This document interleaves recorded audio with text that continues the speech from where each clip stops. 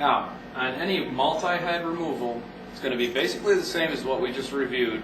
We'll have to remove the guard first, which is located here behind the head.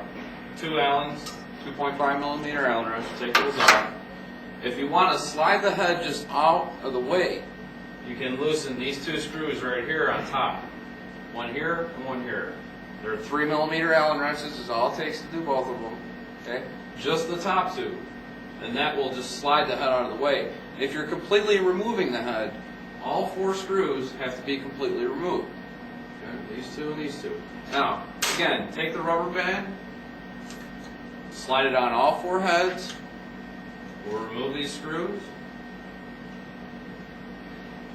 Alright, once the 4 screws are completely removed, the rubber band is on. Take a firm grab of the head, slide it off, just like that. You'll slide to the left, it'll slide forward, and it'll come completely off.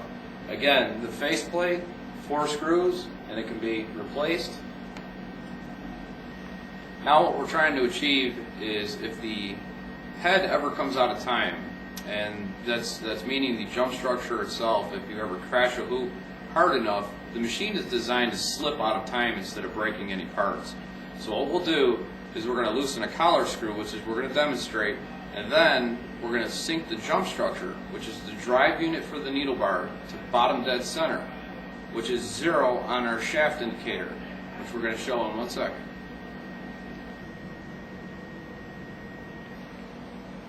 The first thing that we're going to want to determine is if the head is actually out of time. The easiest way to do that is to engage a needle, draw the shaft over to L point, which is 0.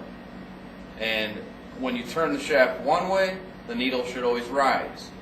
When you go back to 0, the opposite way, and turn backwards, the needle should also rise. So from bottom dead center, 0, when you turn the shaft either way, the needle should always rise. If there's any downward motion or any pistoning, that means it's out of time. Okay. Now that we have determined that the head is out of time, the first thing we're going to need to do is loosen this collar up. Okay? Be sure to get a good bite. The Allen wrench is seated fully.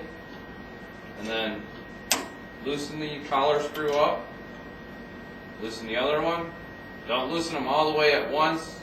Quarter turn. They will be tight. Once these screws are loose, you'll see that your collar will move freely. And also, your jump structure will also move freely. So at this time, we need to be at L point, which is bottom dead center on the shaft. Once we're at L point, be sure that the jump structure itself is sunk to bottom dead center. Tighten the collar screws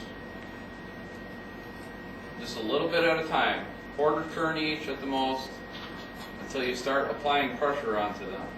Okay? A little bit on each screw is all we need, and trying not to move the jump structure at all at this time. Holding the collar itself in place where I'm tightening, and once you get a good bite on there, it's not going to move, so you can get to the point where you're pretty tight on there. Your shaft's going to move when you really start tightening, but your collar will be pretty snug on there already if you're going through and tightening. Now, once you get the screws completely tight, you're going to move until you're really pretty good and snug, and then check that your jump structure itself,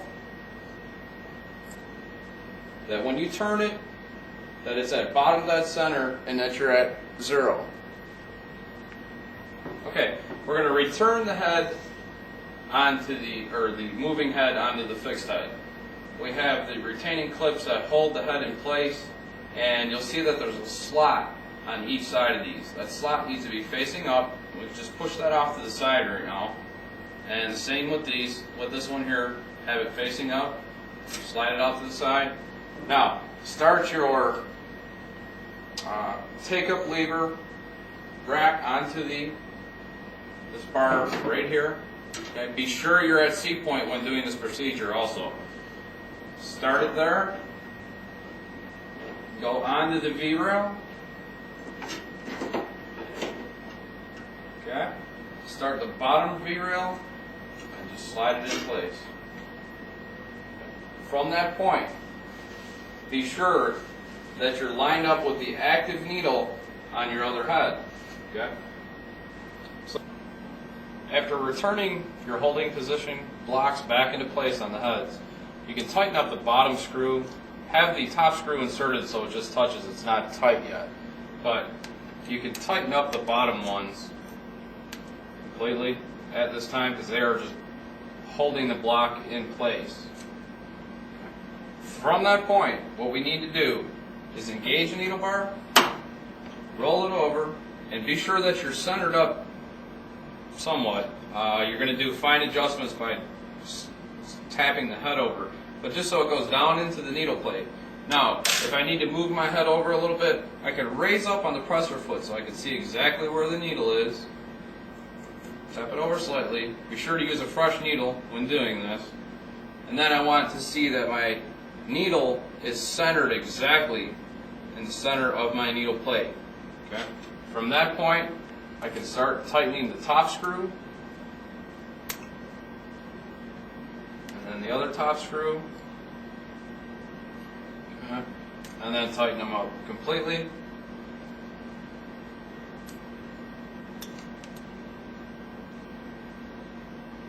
Okay. And then always double check your work. Make sure that you're completely centered to the needle plate, rise back to C point, and then go to needle 12 or 15, however big your machine is, and check that at both sides, at both extremes, you're at the very center of your needle plate. When we talk